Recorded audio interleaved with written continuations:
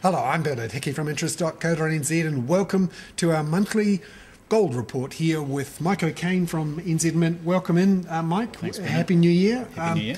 Plenty of action in the gold markets and in particularly in New Zealand in the last week or so, where the Serious Fraud Office is investigating bullion buyers. Yep. The New Zealand Herald has reported that a few customers are worried that their money, which had been invested, they thought, in gold may not be there. Now, I'm not going to talk specifically about bullion buyers because we don't know much about it and the SFO is still investigating. All we've seen is the reports. What I do want to talk about is how the industry is regulated. Yep. And you, as a long-term player in that industry, feel about regulation. Firstly, from a bullion buyer's point of view, as someone who's buying gold or precious metals, what protections, what systems are in place to make sure they're getting exactly what they think they're getting? It's very, essentially bullion can be very straightforward, or it can be quite complicated and difficult. From our perspective at New Zealand Mint, we try to keep it simple. You're buying physical bullion.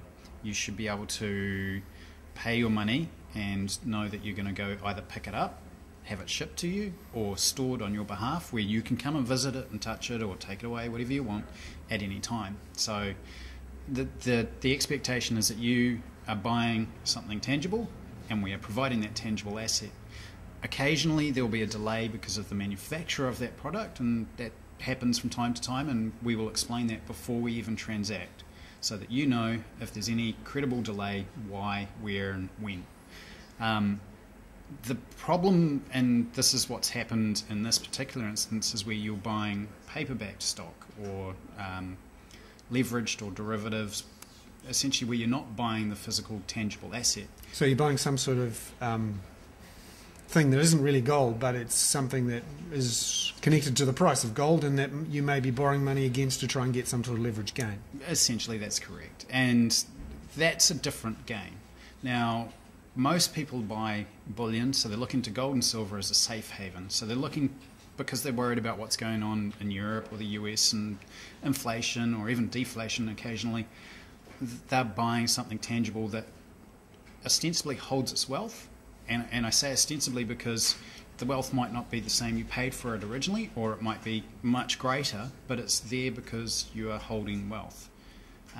Buying paper is essentially a risk game, and it's much like playing in the stock exchange or paying FX, foreign exchange, and should be treated the same. So you should be comfortable that where you're putting your money is a safe place. And what, from my perspective at least, or personally, what concerns me is people are very trusting with their money. And at the end of the day, your money is there. The only person who's going to protect your money should be you, and make sure the people you're dealing with are going to treat it the same way. Now, in New Zealand, I can't set myself up as a bank and say, bank with the Bank of Bernard, but I can set up as a precious metals trader pretty easily, can't I? Essentially anywhere on the planet you can do the same. There is very little regulation globally. There's no regulation within New Zealand. Our primary controls are self-imposed, so we deal with trust accounts only. We make sure that we have legal contracts for all metal holdings that we have on behalf of a client. We try to do everything in a timely fashion. We legally can't give advice, so we can't sit here and tell you that gold's going to go up by $20 or down by $20. We're not allowed to do that under the FMA. Now, that doesn't stop people from doing so, and quite rightly, anyone that does should actually come under the FMA regulations. Now, do you think that gold dealers should be regulated under the FMA, so there is some sort of official body where you have to be accredited to that body to become a dealer? That's sort of a very big answer. Boiling it down, I personally would like it. The SFO and the FMA have both come out and said they don't think that's necessary. To do that would stop the secondary market, which is a big part of gold and silver trading globally. It's not so much that people come to us and buy and only can sell back to us, it's the fact that they can sell to somebody else, whether it's someone on the street, someone through TradeMe, or through a secondary dealer. That market is the larger market globally. Do you think there's room for self-regulation, for some sort of industry body to come in there and set some rules? Most definitely. I come from a banking background, and so what we've tried to do at the Mint is to make sure that we follow as closely as possible, where practicable, the standard banking industry policies and procedures. One, it makes us comfortable that we're doing things right, and two, it means most of our clients are comfortable that we're doing things right. We'd like to see that followed throughout the industry, and there are a few players within the industry locally that we all have similar mindsets about that and would like to see something proceed. So, Mike, getting on to the business of actual gold and silver prices in the last few weeks, there's been a settling down of the financial markets globally as, frankly, a lot of money printing coming out of, firstly, Europe. Last night, the Bank of England, and more suggestions of it in the United States, means that financial markets seem a bit more relaxed. But what's that done to the gold price?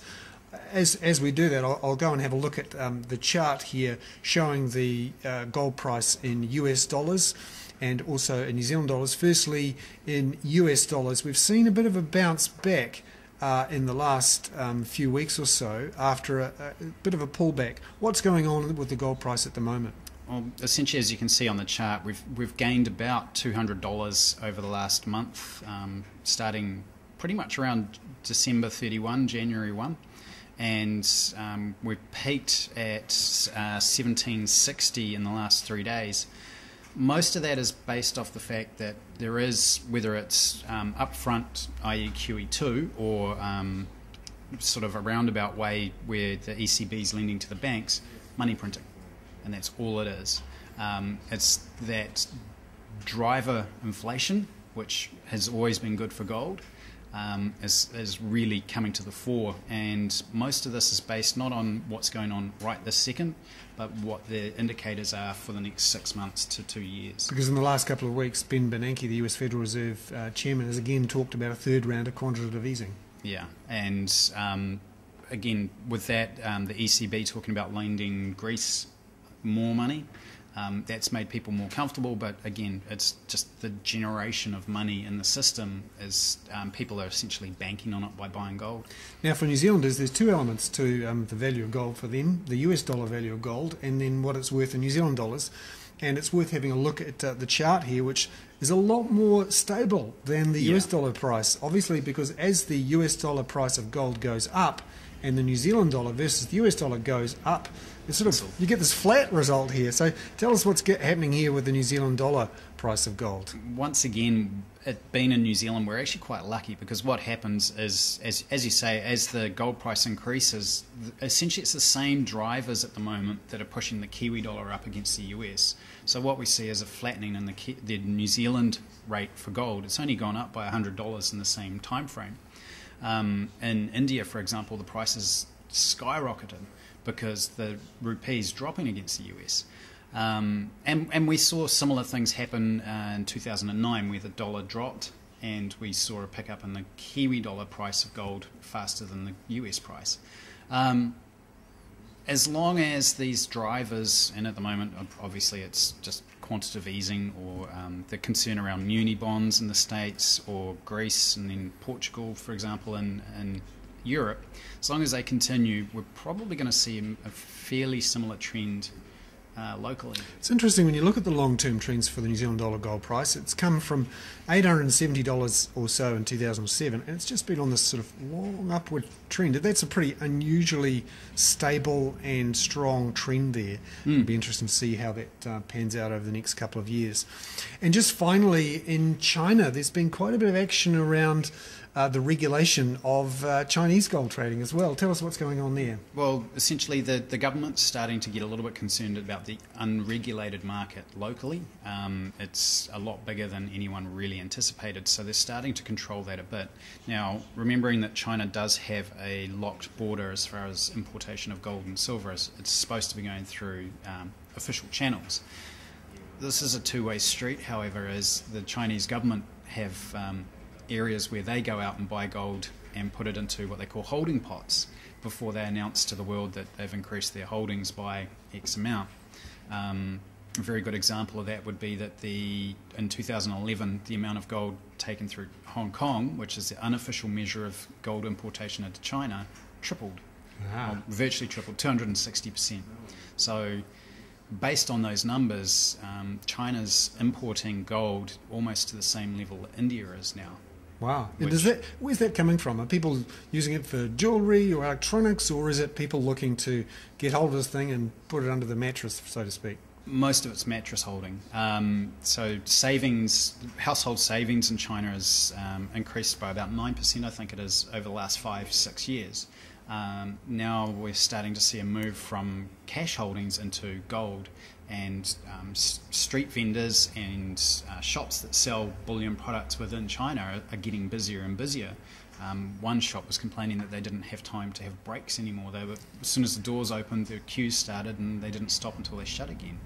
And that's because as people start to worry about inflation, and inflation is a big problem for China going forward, they're starting to move into tangible assets again, which outside of the renminbi or the yuan, gold works for them as well. Excellent. Mike O'Kane there, the head of Bullion from NZ Mint, with our monthly gold report on interest.co.nz.